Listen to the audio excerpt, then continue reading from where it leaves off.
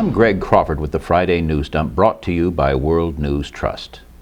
The Kingdom of Saudi Arabia recently made a big show of allowing women to vote and to run for office. It was only in small regional elections, but baby steps. Of course, those who do not care to live in the 13th century were singularly unimpressed by this feeble gesture. Saudi Arabia is the only nation on earth where women are not permitted to drive a car. And Saudi women still have to wear a head-to-toe black bags with veiled eye slits on those rare occasions when they're allowed to leave the house. Escorted by a male relative, of course.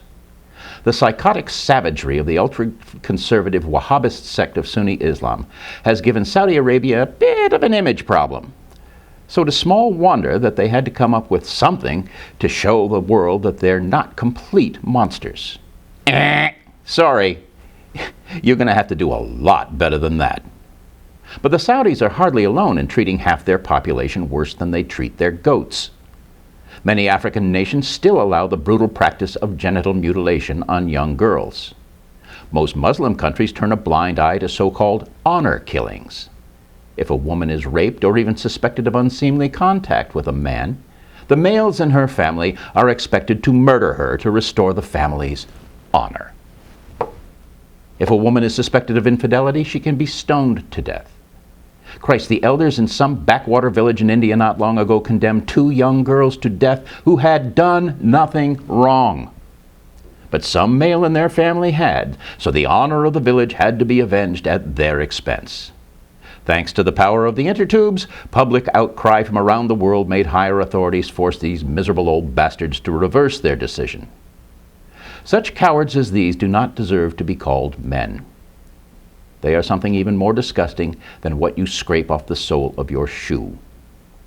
Conservatives in the good old US of A clutch their pearls in horror at such wanton acts, but they aren't much better. A frightening number of psycho-religious right-wingers of the nominally male persuasion have wet dreams about a patriarchal theocracy in which they would be free to compensate for their lack of character by imposing their will on the women of this country.